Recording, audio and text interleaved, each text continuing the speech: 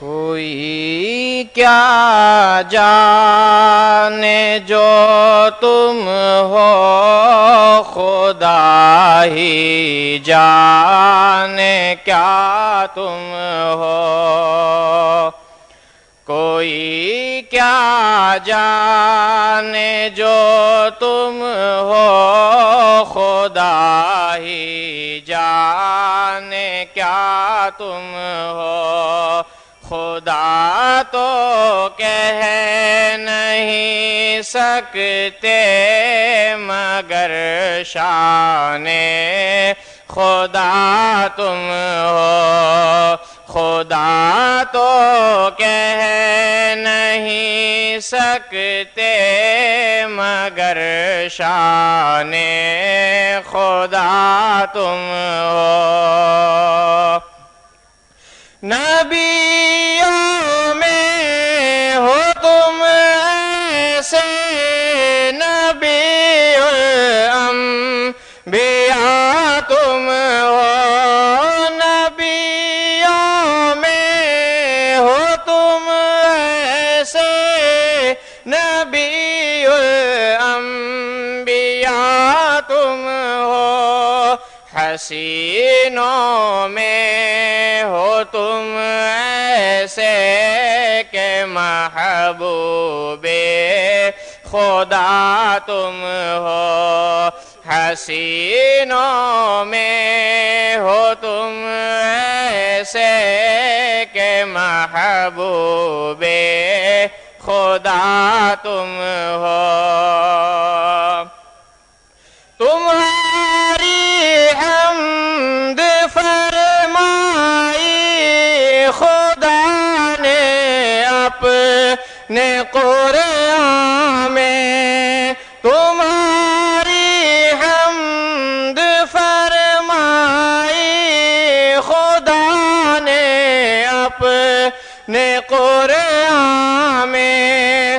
محمد اور ممجد مصطفیٰ و مجتبیٰ تم ہو۔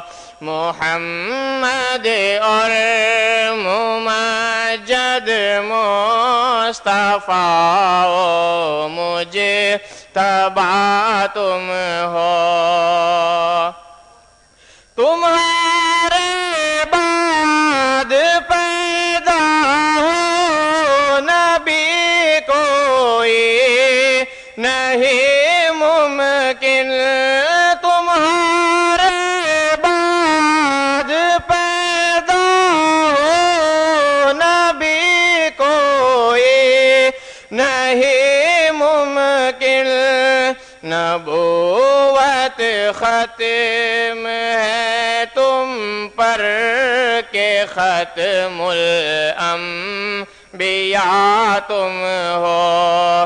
نبوت ختم ہے تم پر کہ ختم الانبیاء تم ہو۔ چمک جائے دل نوری تمہارے پاک جلووں سے۔ چمک جائے دل نوری تمہارے پاک جلووں سے۔ مٹا دو ظلمت دل کی میرے نور الہدیٰ تم ہو۔ مٹا دو ظلمت دل کی میرے نور الہدیٰ تم ہو۔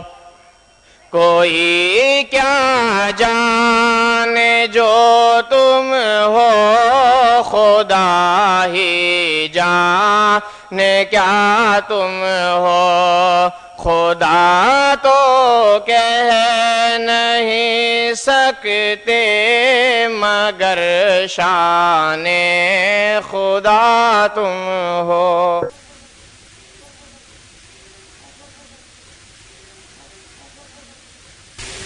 فاتحة إلى حضرة روح النبي صلى الله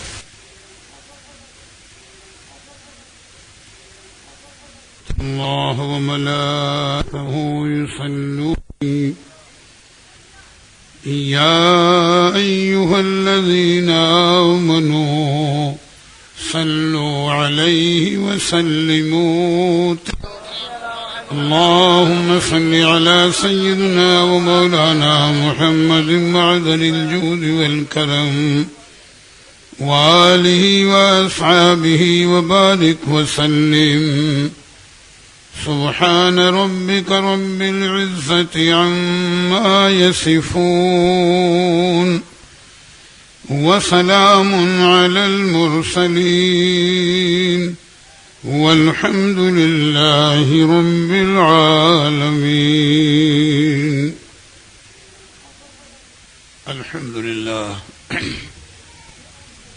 الحمد لله نحمده ونستعينه ونستغفره ونؤمن به ونتوكل عليه ونعوذ بالله من شرور أنفسنا ومن سيئات أعمالنا من يهده الله فلا مضل له ومن يضلله فلا هادي له ونشهد أن لا إله إلا الله وحده لا شريك له ونشهد أن سيدنا ومولانا محمدا عبده ورسوله. أما بعد فأعوذ بالله من الشيطان الرجيم. بسم الله الرحمن الرحيم. ألا إن أولياء الله لا خوف عليهم ولا هم يحزنون الذين آمنوا وكانوا يتقون. صدق الله وصدق رسوله النبي الكريم. يا أكرم الخلق ما لي من ألوذ به سواك عند حلول الحادث العممي فإن من جودك الدنيا وذرتها ومن علومك علم اللوح والقلم. محمد سيد الكونين والثقلين والفريقين من عرب ومن عجم. هو الحبيب الذي ترجى شفاعته لكل هول من الأهوال مقتحم. غوث اعظم بمن بے سر و ساما مدد قبلہ دی مدد کعبہ ایماں مدد ما گدائم تو سلطان دو عالم ہستی از تو داریم تما یا شہ جیلا مدد مگر دا بے بلا افتاد کشتی ضعیفان شکستارا تو پشتی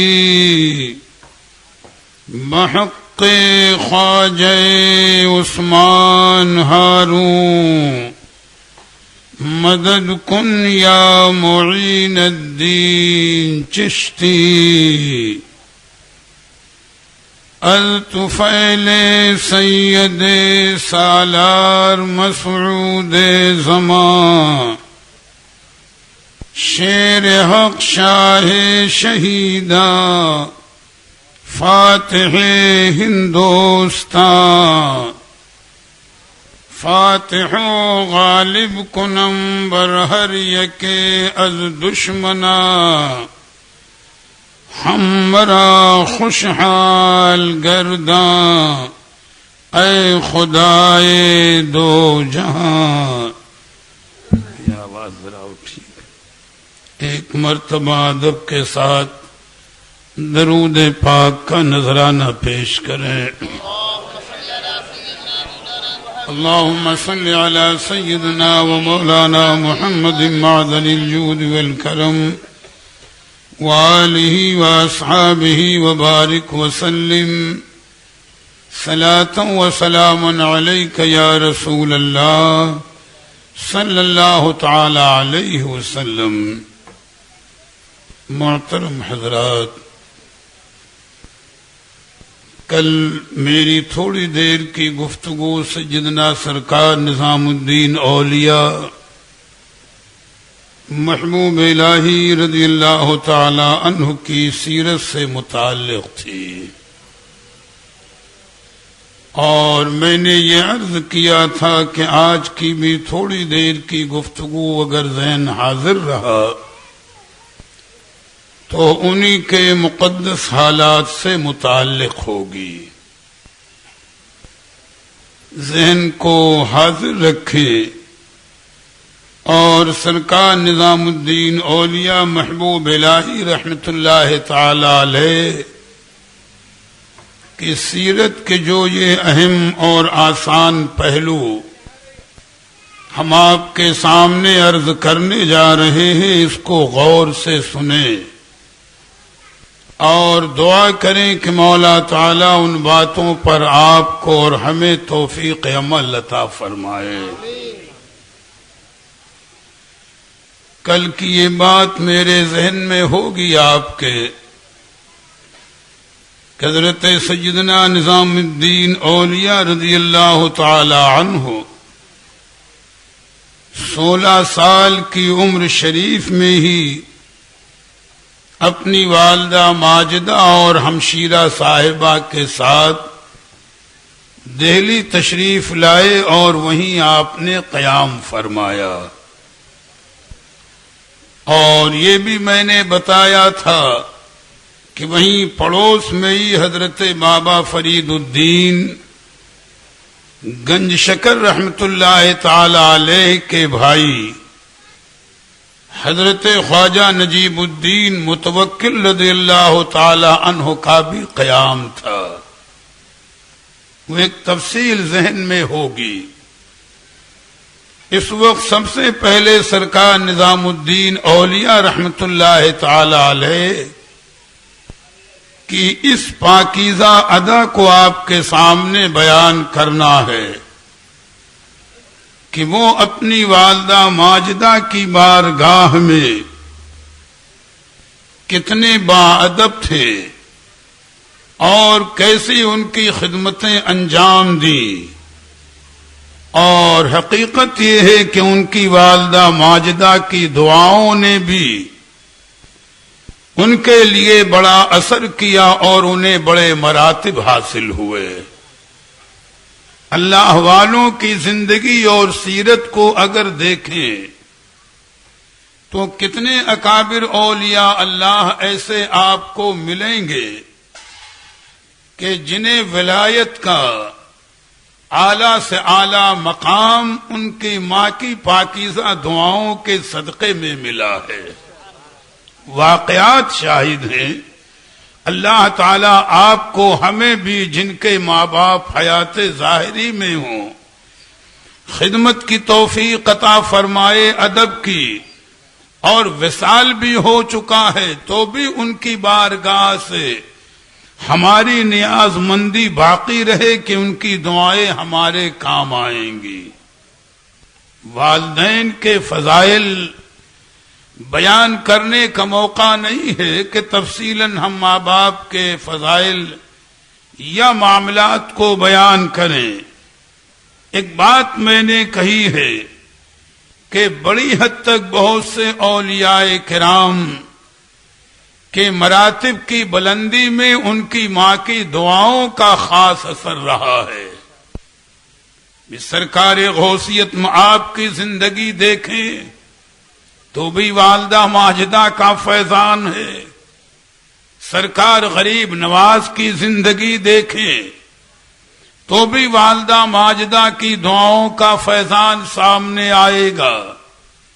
سیدنا بایزید بسطامی رحمت اللہ تعالی علیہ، حضرت سیدنا مخدوم علی فقی مہائمی رحمت اللہ علیہ، یا سرکار نظام الدین اولیاء رحمت اللہ تعالی علیہ، ایک مثال دے رہا ہوں کہ ان اکابر اولیاء کی زندگی کو دیکھیں تو ان کے حق میں ماں کی دعاؤں کا بڑا اثر ہے.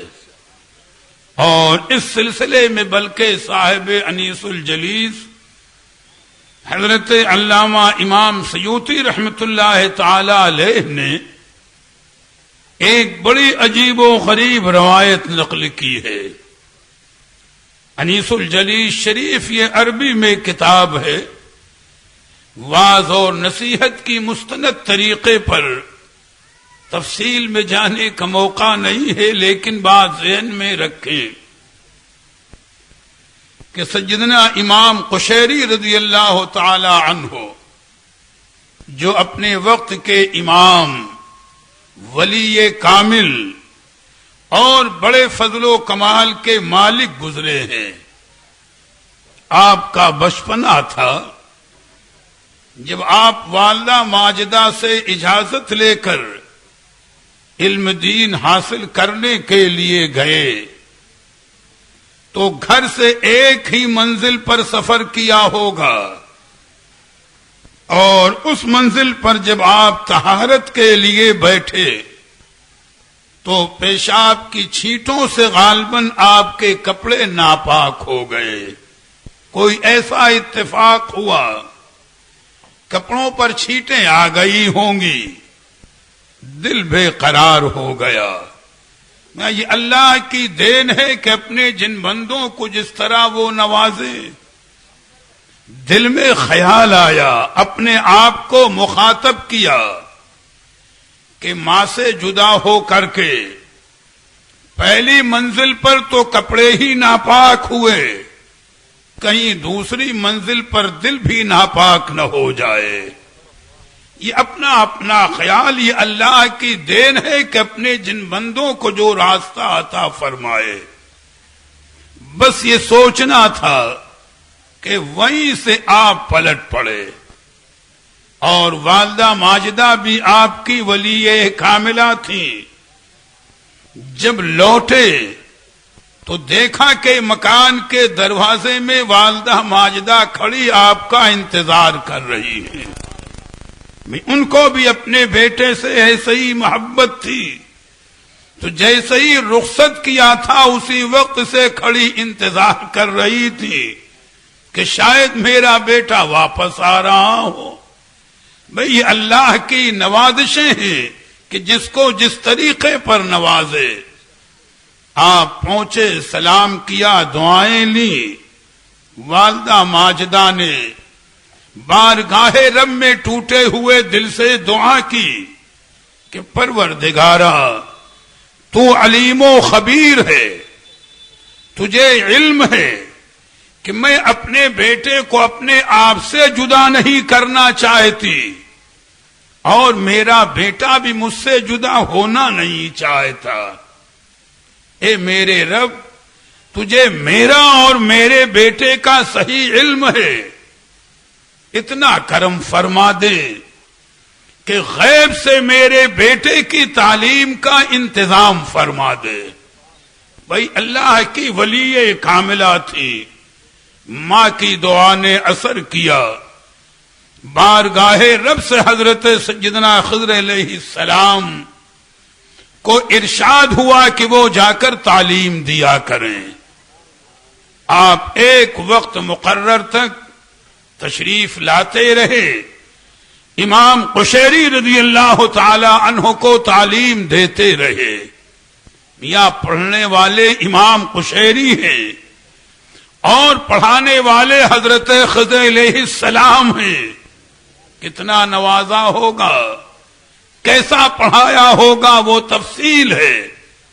پھر جب آپ پڑھ کر کے اپنے وقت کے عالم ہوئے، امام ہوئے، ولی کامل ہیں، آپ مذہب حنفی کے پابند تھے، کتابیں تصنیف کی، اور ایک دو نہیں، میرا خیال ہے کہ سینکڑوں کتابیں تصنیف کی، اور جب ان کتابوں کو مکمل کر لیا تو غیب سے ندا آئی، اے امام قشیری، ان کتابوں کو ایک بڑے صندوق میں رکھو، اور آپ کے علاقے میں مشہور بہت بڑا دریا جس کو دریائے جیحون کہتے ہیں، حکم ہوا دریا کے کنارے لے جاؤ اور اس بکس کو دریا میں ڈال دینا۔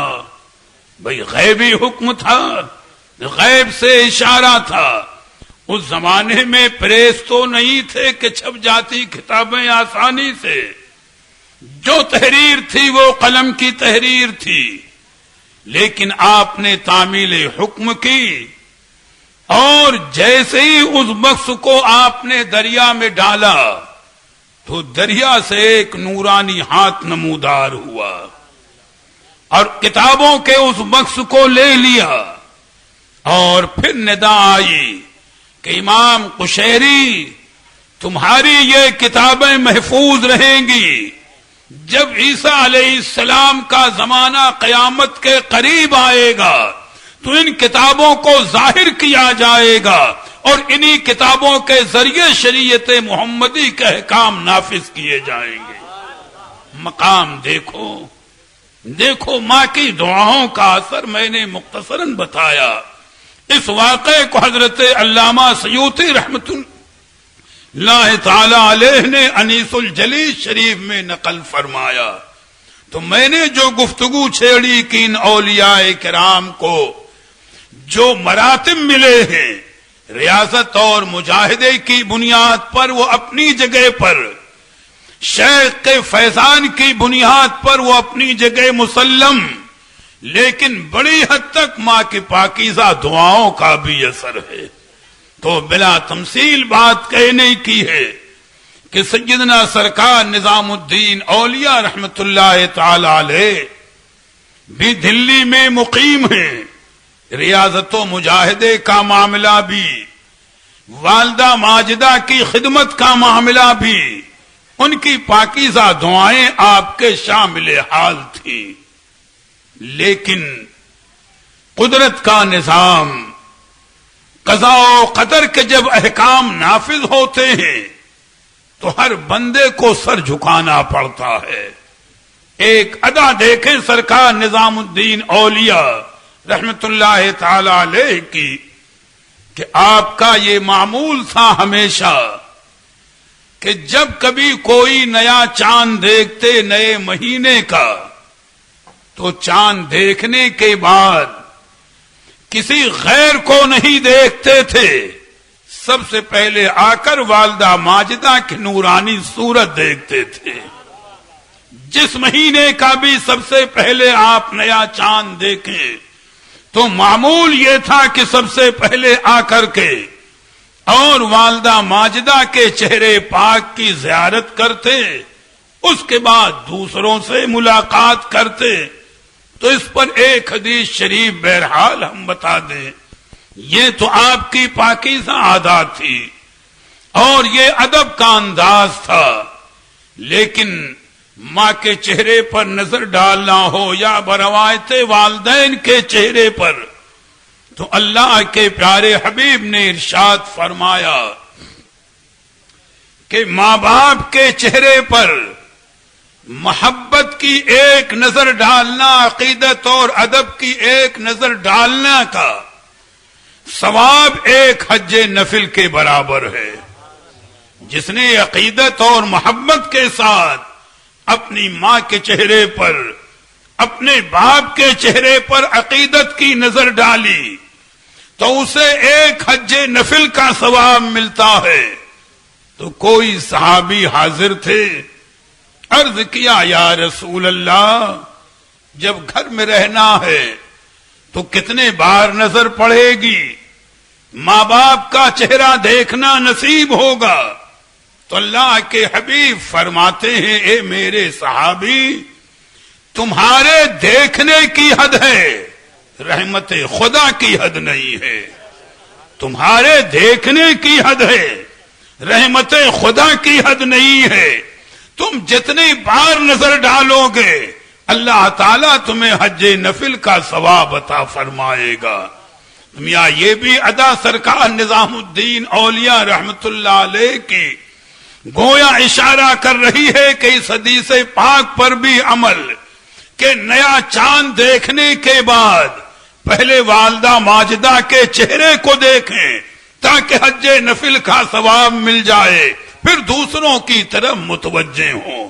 یہ ادا ہے ان کی، اللہ تعالیٰ ان کے صدقے میں آپ کو اور ہمیں بھی ان کے طریقے پر عمل کی توفیق عطا فرمائے۔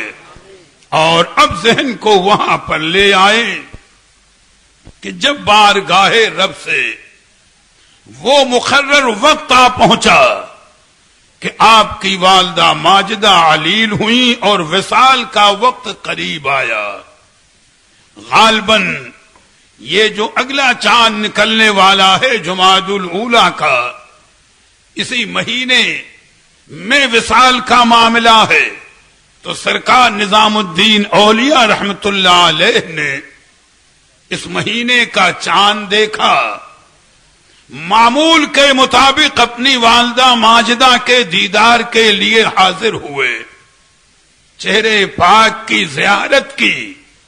والدہ ماجدہ علیل تھی، آپ کو دیکھا، جب زیارت سے مشرف ہو چکے تو ولی کاملہ تھی، انہیں علم تھا اپنے وصال کا۔ فرمایا بیٹے نظام الدین، چاند دیکھ کر اس مرتبہ اب تمہارا یہ میرے چہرے کا آخری دیدار ہے، آئندہ چاند دیکھ کر تم کس کا چہرہ دیکھو گے؟ گویا اشارہ کر دیا کہ میرا وصال قریب ہے۔ سرکار نظام الدین اولیاء رحمت اللہ تعالی علیہ آپ دیدہ ہو گئے، جدائی کا معاملہ، لیکن والدہ ماجدہ نے تسلی دی، طبیعت علیل ہوتی گئی، اور جب زیادہ طبیعت کا معاملہ وہ ہوا، سرکار نظام الدین اولیاء رحمت اللہ علیہ کو بھی یقین ہو گیا کہ میری والدہ ماجدہ کا وصال کا وقت قریب ہے۔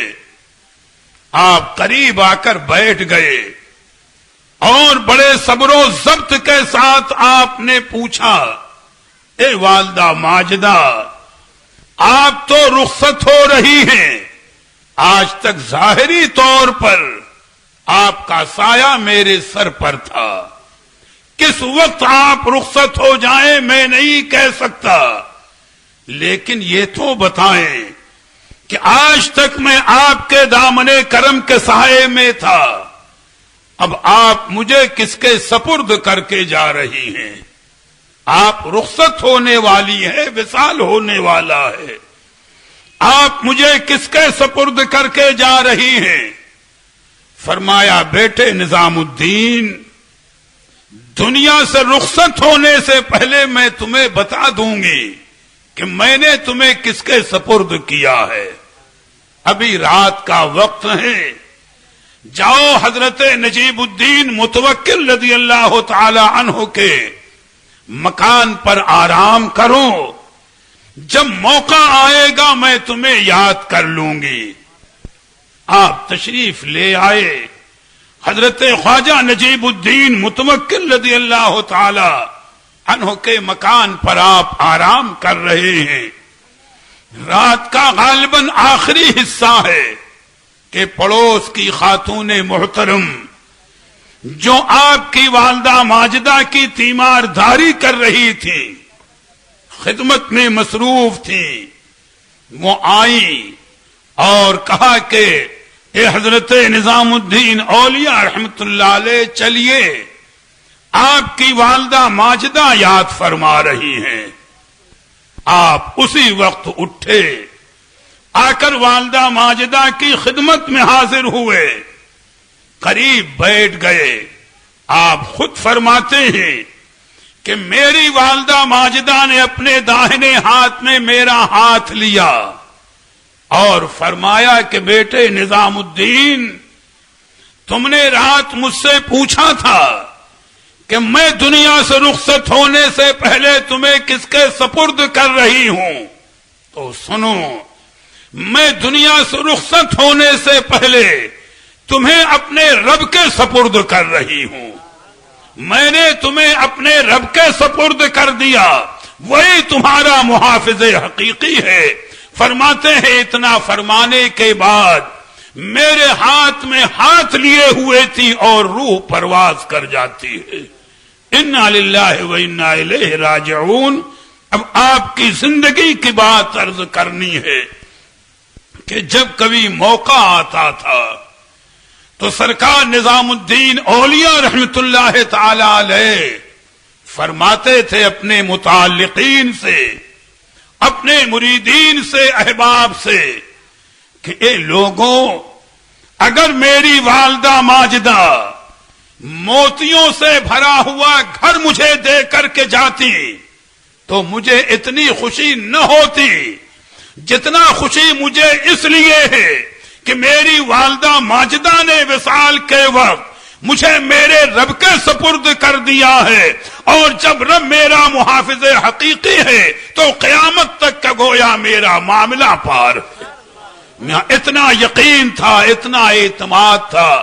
ماں کی دعاؤں پر، ماں کے کلمات پر اس ادا کو دیکھیں اور ان کے صدقے میں دعا مانگیں کہ اللہ تبارک و تعالی ہر مسلمان مرد عورت کو، آپ کو اور ہمیں اپنے والدین کی خدمت میں ادب اور نیاز مندی کی توفیق عطا فرمائے.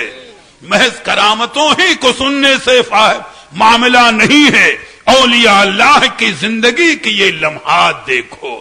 آج جب کہ والدین کی نافرمانی، ان کو ستانا، ان سے زبان درازی کرنا، ان کے سامنے بے باکی سے گفتگو کر کے ان کے دل کو دکھا دینا عام معمول بن چکا ہے.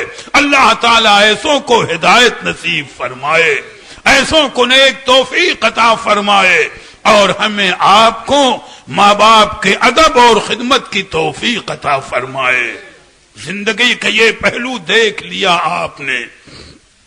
اب سیدنا نظام الدین اولیاء رحمت اللہ علیہ کی زندگی کا دوسرا پہلو دیکھو. درود پاک پڑھنے بات عرض کر دیں.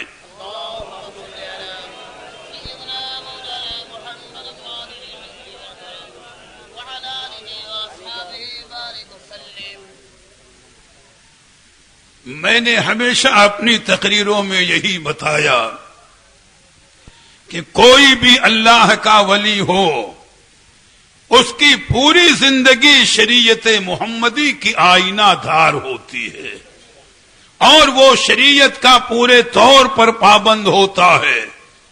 آج کئی بعض حضرات کو دیکھنے میں آتا ہے کہ اپنے آپ کو چشتی کہلاتے ہیں اور وہ سوچتے ہیں بس قوالی سن لو جیسا رواج ہے، نماز بھی غائب، روزے بھی غائب، اللہ جانے کیسے حالات. تو یہ وہ جانے، ان کے عمل جانے، اللہ انہیں ہدایت دے. میں نے برابر سمجھایا کہ قادریت ہو، چشتیت ہو، نقشبندیت ہو، سہروردیت ہو، یہ پورے طور پر شریعت مطہرہ کی پابندی کا نام ہے، قانون شریعت پر عمل کرنے کا نام ہے. شریعت سے الگ ہٹ کر کوئی چیز قبول نہیں ہے. اپنے نفس کی بنیاد پر جو چاہے جو فیصلہ کر لے یہ اس کا عمل ہے، لیکن حقیقت یہی ہے کہ پوری چشتیت ہو، قادریت ہو، کوئی سلسلہ ہو، یہ شریعت محمدی کا آئینہ دار ہے. تفصیل میں نہ جاتے ہوئے سرکار نظام الدین اولیاء رحمت اللہ علیہ کی سیرت پر آپ کل سے گفتگو سن رہے ہیں. ان کے فضائل کو، ان کی عظمتوں کو آپ نے جانا اور پہچانا. اب ان کی زندگی کا آخری لمحے کا معاملہ دیکھیں کہ ایک اللہ کا ولی کس طریقے پر شریعت محمدی کا پابند ہوتا ہے. سیرت نگاروں نے تذکرہ کیا کہ وصال شریف سے 40 دن پہلے آپ نے کھانا پینا چھوڑ دیا تھا. بھئی اس غذا سے جسم میں بظاہر کثافت کا معاملہ، اور جتنا معدہ خالی ہو، پیٹ خالی ہو دنیا کی غذا سے، تو اللہ کا ولی ذکر میں مشغول رہتا ہے. اس کا ایک ایک رونگٹا، ایک ایک خون کا قطرہ نورانی بنتا چلا جاتا. وصال سے پہلے اولیاء اللہ کی زندگی میں جو یہ واقعات ملتے ہیں کہ انہوں نے کھانا چھوڑ دیا، پینا چھوڑ دیا، تو میاں ان کی الہی میں مشغول رہتے ہیں، اور یہی ذکر ان کے اندر نورانیت پیدا کرتا چلا جاتا ہے، چونکہ آخری وقت کا معاملہ ہوتا ہے. 40 دن پہلے آپ نے کھانا پینا چھوڑ دیا تھا اور استغراق کا عالم تھا. گفتگو کو غور سے سنیں. استغراق کا مطلب یہی ہوا کہ آپ کو بظاہر اپنا کوئی ہوش نہ کھانے کا، نہ پینے کا، نہ کوئی چیز، بس ہما وقت آپ تجلیانی کے مشاہدے میں غرق تھے، یاد الہی میں مصروف تھے، مستغرق تھے تجلیات کے مشاہدے میں. لیکن اللہ رے احترام شریعت کا معاملہ، یہ میں اپنی طرف سے نہیں کہہ رہا، سیرت میں ملتا ہے آپ کے کہ جب کسی نماز کا وقت آ جاتا خود بخود آپ ہوش میں آ جاتے. کسی نماز کا وقت آ جاتا آپ خود بخود ہوش میں آتے، وضو فرماتے، نماز ادا کرتے اس وقت کی پوری شریعت کے مطابق، اور پھر استغراق کا عالم ہو جاتا، اور تھوڑی ہی دیر میں پھر ہوش آتا اسی نماز کے وقت میں. تو حاضرین محفل سے پوچھتے کہ اے لوگوں یہ بتاؤ، میں نے اس وقت کی مثلا ظہر کا وقت ہے، میں نے ظہر کی نماز پڑھی یا نہیں؟ تو حاضرین عرض کرتے حضور آپ نے ظہر کی نماز پڑھ لی ہے. تو فرماتے لاؤ ایک مرتبہ اور پڑھ لوں، کیا حرج ہے؟ پھر وضو کرتے دوبارہ نماز پڑھتے. تو راوی کا بیان ہے کہ یہ 40 دن جو آپ نے کھانا پینا چھوڑ دیا تھا استغراق کے عالم میں تھے. اس 40 دن میں کوئی نماز قضا نہیں ہوئی، بلکہ ہر نماز کے وقت ہوش میں آتے تھے اور ہر نماز کو 2 بار ادا کیا ہے. میاں چشتی کہلانے والے ذرا سوچیں، یہ کردار ہے سرکار نظام الدین اولیاء رحمت اللہ تعالی علیہ کا. بتایا کہ ولی کسی منزل اور مقام پر ہو لیکن ہر حال میں قانون شریعت کا پابند ہوا کرتا ہے، شریعت کا احترام کیا کرتا ہے. اللہ تبارک و تعالی آپ کو اور ہمیں بھی ان کے صدقے میں احترام شریعت کی توفیق عطا فرمائے اور شعور عطا فرمائے. انہوں نے ہمیں درس دیا اور بتایا کہ اللہ کے ولی کی زندگی، ان کا کردار کتنا پاکیزہ ہوتا ہے. احترام شریعت کا انداز دیکھا آپ نے. یہیں پر ضمناً بات آ گئی، میاں ہر دور میں کچھ لوگ بیچارے ہوتے ہیں جو اولیاء اللہ کے حالات کو تلاش کرتے پھرتے ہیں، فکر میں رہتے ہیں کوئی پہلو مل جائے یا کوئی اور ادا مل جائے معاذ اللہ اعتراض کی. تو آپ کے لنگر خانے کا یہ عالم تھا کہ علماء نے ذکر کیا کہ آپ کے لنگر خانے میں اتنا کھانا پکتا تھا کہ روزانہ ایک اونٹ کے بوجھ کے برابر صرف پیاز کا چھلکا باہر پھینکا جاتا تھا. تو یہ کتنی پیاز استعمال ہوتی رہی ہوگی، کتنا کھانا پکتا رہا ہوگا. غوث اعظم کے قول کو یاد کر لیں جو میں نے بتایا کہ میرے غوث پاک نے فرمایا کہ نفلی کاموں میں بھوکوں کو کھانا کھلانا یہ مجھے بہت زیادہ محبوب ہے. وہی کردار یہاں دیکھیں، وہی ادا یہاں دیکھیں محبوب الہی کی بارگاہ میں. تو ایک شخص آیا، پہنچ گیا، سوچا جب لنگر خانے میں اتنا کھانا پکتا ہے تو خود سرکار نظام الدین اولیاء رحمت اللہ تعالی علیہ کتنا عمدہ کھانا کھاتے ہوں گے، کیسی غذا کھاتے ہوں گے. تو جب اس کے سامنے لنگر خانے کا کھانا آیا، اس نے کہا میں تو مہمان ہوں اور میزبانی کا حق ادا کرنا ہے سرکار نظام الدین اولیاء رحمت اللہ علیہ کو. میں یہ لنگر خانے کا کھانا نہیں کھاؤں گا، میں تو ان کے ساتھ دسترخوان پر کھانا کھاؤں گا. مچل گیا. فرمایا کوئی حرج نہیں، مہمان ہے. جب تمامی لنگر خانے میں مہمان فقراء کھا چکے، دسترخوان آپ کے لیے معمول کے مطابق بچھایا گیا تو اس پر ایک روٹی جوں کی اور کسی سبزی کا ساگ لا کے رکھا گیا. اب یہ بیچارہ مہمان تو پچھتا رہا ہے کہ ہم تو پھنس گئے، وہاں اچھا کھا لیتے یہ سوکھی روٹی اور ساگ. مگر اعتراض کرنے والے کا معاملہ بڑا عجیب. اس نے سوچا کہ شاید ہمارے دکھانے کے لیے سرکار نظام الدین اولیاء رحمت اللہ علیہ یہ غذا کھا رہے ہیں، جب میں کھا کے چلا جاؤں گا تو پھر اکیلے میں اچھی غذا کھائیں گے. کہا میں آپ کے کمرے میں آرام بھی کروں گا. اللہ کے ولی ہیں، جان رہے ہیں کہ اس نادان کے دل میں کہاں کھوٹ ہے اور کیا اعتراض ہے. فرمایا اچھا میرے ہی کمرے میں لیٹ جا.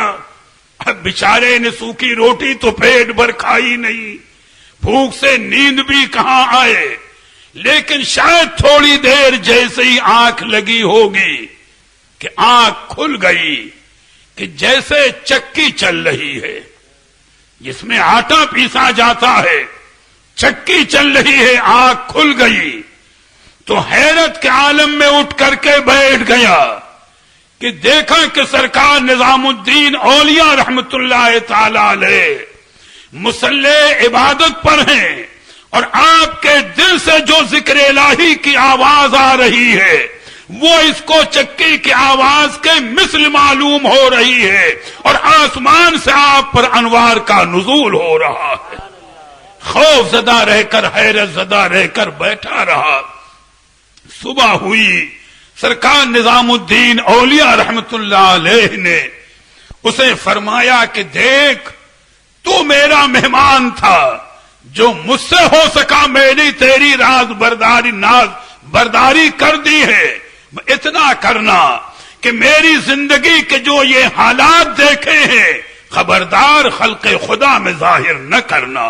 یہ واقعہ اس لیے بتایا کہ اپنے وقت کے ولی کامل، غذا کا یہ عالم، عبادت و ریاضت کا یہ عالم، میاں اگر واقعی ہم چشتی ہیں تو ان کے صدقے میں دعا مانگیں کہ مولا تعالی انہی کے طریقے پر ہمیں بھی ریاضت و مجاہدے کی توفیق عطا فرمائے، ہمارے دلوں میں بھی عبادت کا، ذکر الہی کا وہی ذوق پیدا فرما دے اور ان کے صدقے میں ہمارے معاملات بھی سدھر جائیں. تو ان کی زندگی کے اگر متفرق واقعات، ان کے حالات کو بیان کیا جائے تو ایک تفصیلی وقت چاہیے. آخری طور پر بات عرض کر کے گفتگو کی تکمیل کر دوں. درود پاک پڑھ لیں.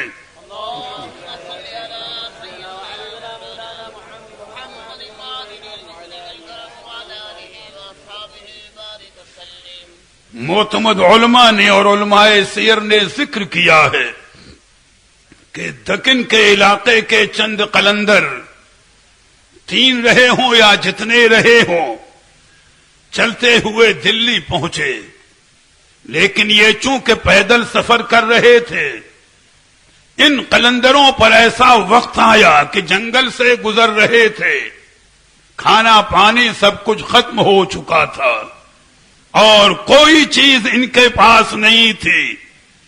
بھوک سے جان جانے کا خطرہ تھا کہ جنگل میں دیکھا کہ ایک گدھا مردہ پڑا ہے. جان بچانے کے لیے شریعت کی اجازت کے مطابق انہوں نے اس کا گوشت لیا، پکایا اور کھا کر جان بچائی. جب وہ دلی پہنچے، سرکار نظام الدین اولیاء رحمت اللہ تعالی علیہ کی خانقاہ میں حاضری دی.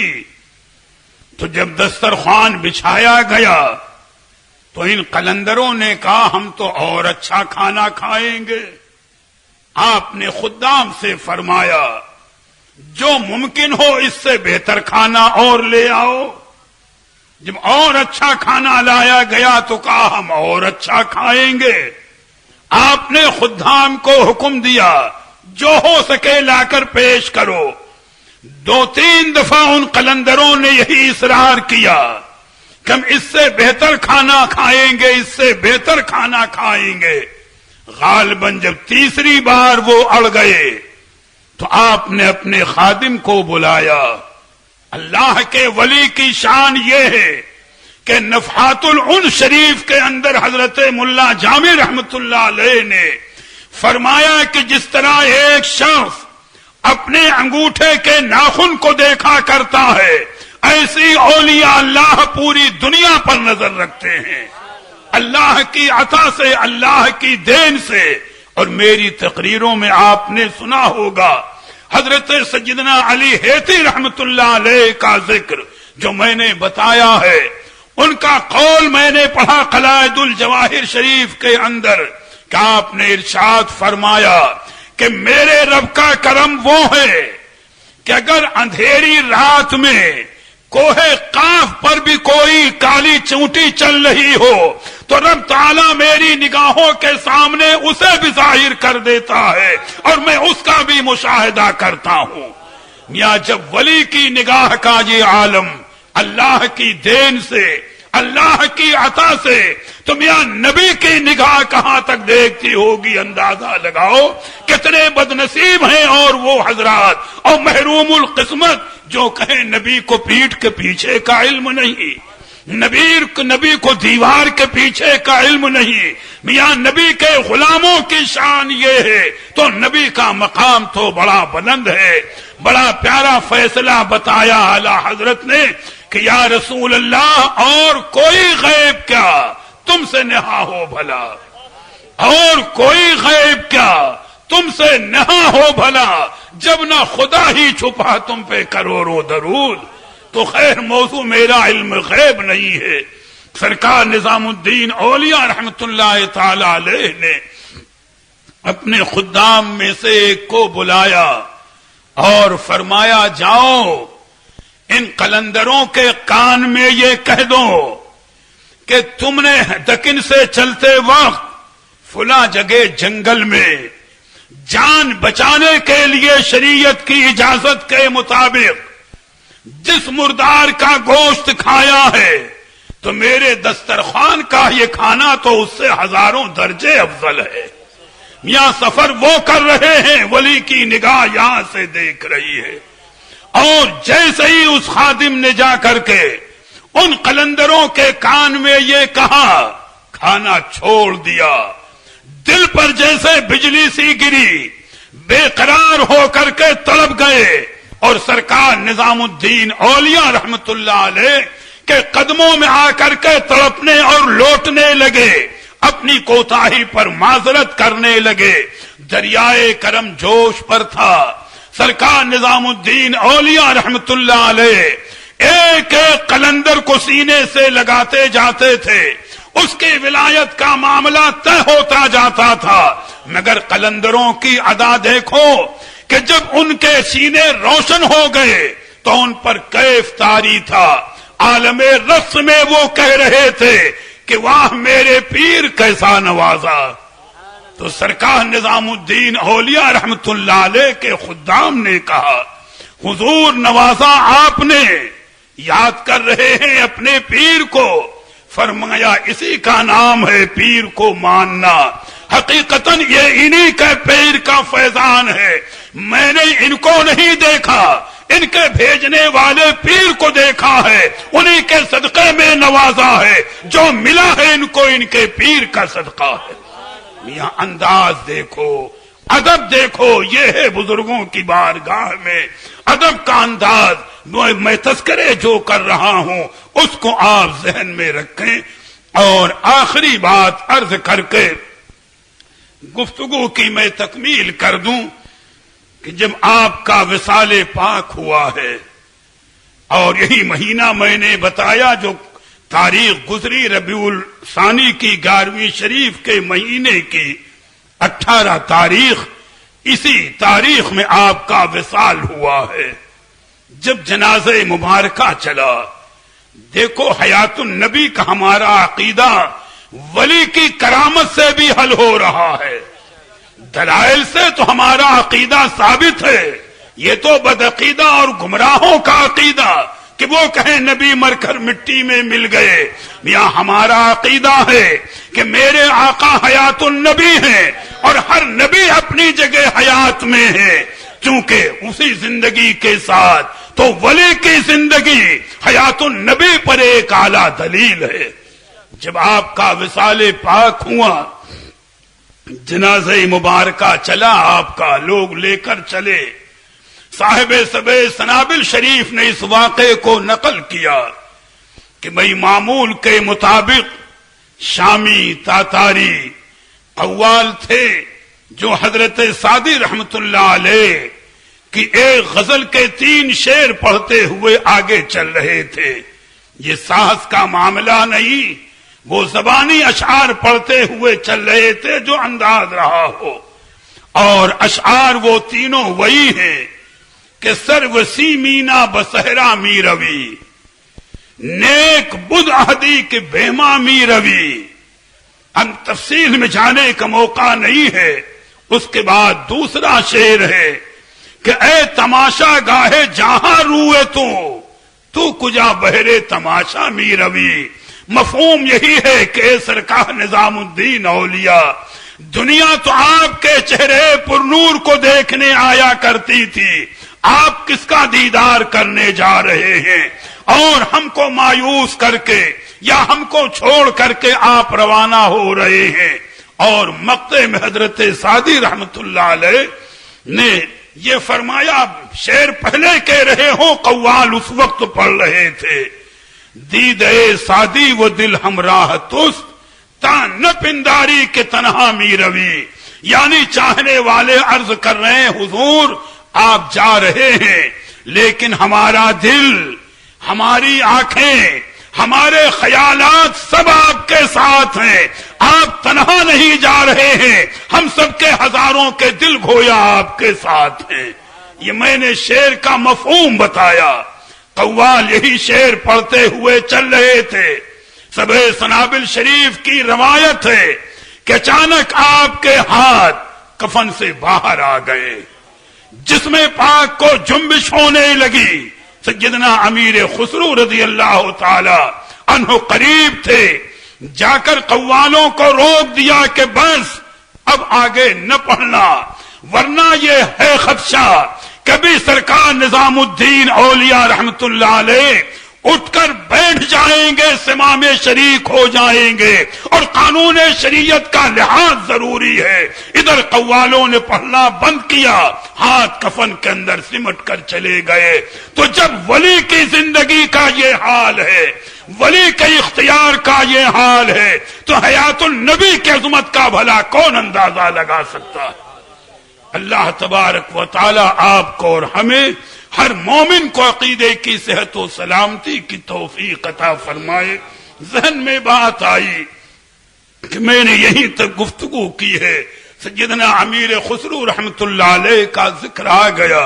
بہرحال ان کا تذکرہ بھی موقع رہا، کل یہاں آنے والی تقریر میں ضرور ان کے تذکرے کو کروں گا، چونکہ حضرت امیر خسرو رحمت اللہ علیہ آپ کی بارگاہ میں اتنا محبوب تھے کہ سرکار نظام الدین اولیاء رحمت اللہ علیہ فرماتے تھے کہ اگر شریعت اجازت دیتی تو میں حکم کرتا کہ میری ہی قبر میں امیر خسرو کو میرے ساتھ رکھا جائے۔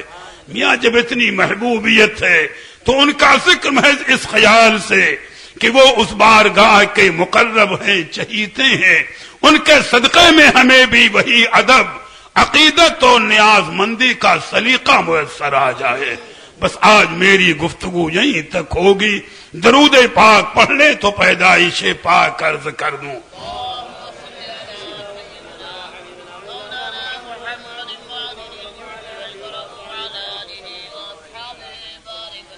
جب یہ نظام عالم بگڑ چکا تھا، دنیا گمراہ ہو چکی تھی، ہر طرف کفر و شرک کا دورہ تھا، تو اس نظام عالم کو سنوارنے کے لیے ہمارے آپ کے آقا و مولا حضور مدنی تاجدار، اللہ کے محبوب حضور دانائے غیوب، روحی فدا ہو جناب محمد الرسول اللہ صلی اللہ تعالی علیہ وسلم، ربیع الاول شریف کے مہینے میں دوشنبے کے دن 12 تاریخ صبح صادق کے وقت باہزارہ جاہو جلال جلوہ فرما ہوئے سرکار کی آمد پر ساری کائنات نے ہدیہ درود و سلام پیش کیا تھا۔ کھڑے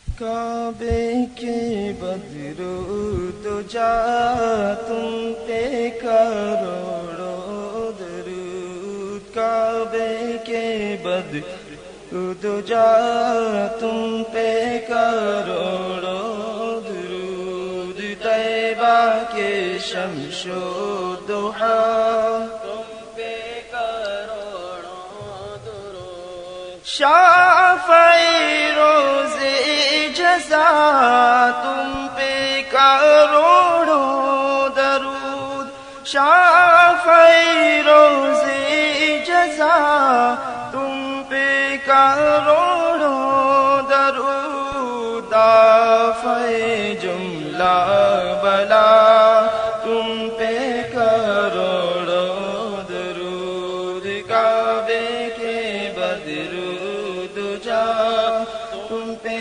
کروڑوں درود، طیبہ کے شمس و ضحیٰ تم پہ کروڑوں درود، اور کوئی غیب کیا تم سے نیہا ہو بھلا، اور کوئی غیب کیا تم سے نیہا ہو بھلا، جب نہ خدا ہی چھپا تم پہ کروڑوں درود، کعبے کے بدرود جا تم پہ کروڑوں درود، طیبہ کے شمس و ضحیٰ تم پہ کروڑوں درود، آس ہے کوئی نہ پاس ایک تمہاری ہے آس، آس ہے کوئی نہ پاس ایک تمہاری ہے آس، بس یہی ہے آسرا تم پہ کروڑوں درود، کعبے کے بدرود جا تم پہ کروڑوں درود، طیبہ کے شمس و ضحیٰ تم پہ کروڑوں درود، کیوں کہوں بے بس ہوں میں، کیوں کہوں بے کس ہوں میں، کیوں کہوں بے بس ہوں میں، کیوں کہوں بے کس ہوں میں، تم ہو میں تم پر فدا تم پہ کروڑوں درود، کعبے کے بدرود جا تم پہ کروڑوں درود، طیبہ کے شمس و ضحیٰ تم پہ کروڑوں درود، کام وہ لے لیجئے تم کو جو راضی کرے، کام وہ لے لیجئے تم کو جو راضی کرے، ٹھیک ہونا میں رضا تم پہ کروڑوں درود، کعبے کے بدرود جا تم پہ کروڑوں درود، طیبہ کے شمس و ضحا یا نبی سلام علیکہ یا رسول سلام علیکہ یا حبیب سلام علیکہ صلوات اللہ علیکہ. ہم غلام مصطفیٰ ہے، عاشق غوث الورا ہے، خاک پائے اولیاء ہے، شاہ عالم کے گدا ہے. یا نبی سلام علیکہ یا رسول سلام علیکہ یا حبیب سلام علیکہ.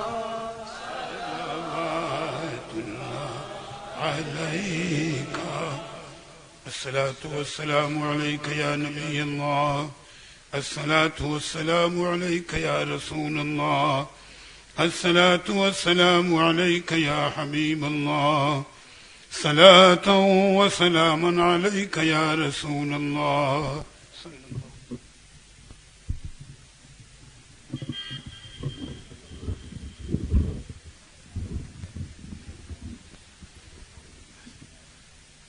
اللهم صل على سيدنا ومولانا محمد معدن الجود والكرم وآله وأصحابه وبارك وسلم. باری تبارک و تعالی اپنے حبیب پاک کے وسیلے سے ہماری ظاہری اور باطنی برائیوں کو دور فرما دے، ہمیں نیک اعمال کی توفیق عطا فرما، ہمیں نمازی بنا، ہمیں روزے دار بنا، مریضوں کو شفا عطا فرما، قرض داروں کو قرض سے سبکدوش فرما دے. بانیان محفل، منتظمین محفل، حاضرین محفل، سب کے جائز تمنائیں پوری فرما، سب کے کاروبار میں، دین و ایمان میں، رزق میں، عمر میں، اولاد میں ترقی و برکتیں عطا فرما. جس مقام پر، جس محلے، جس شہر، جس علاقے میں یہ محفل پاک منعقد ہے، یہاں سے آفات و بلیات کو دور فرما دے، اپنی رحمتیں اور برکتیں نازل فرما دے. ہمارے گھروں کے اندر ہماری ماں اور بہنوں کی عزت و آبرو کو محفوظ فرما، انہیں سیدہ فاطمہ زہرا کے نقش قدم پر چلنے کی توفیق عطا فرما. جشن غوث اعظم کی اس محفل کو قائم و دائم فرما، اسے دن دونی رات چوگنی ترقی عطا فرما. وصلی اللہ تعالی علی خیر خلقہ محمد وآلہ واصحابہ اجمعین برحمتک یا ارحم الراحمین. الفاتحہ. ان اللہ وملائکتہ یصلون علی النبی یا ایہا الذین آمنوا صلوا علیہ وسلموا تسلیما. اللهم صل على سيدنا ومولانا محمد معدن الجود والكرم وآله وأصحابه وبارك وسلم. سبحان ربك رب العزة عما يصفون وسلام على المرسلين والحمد لله رب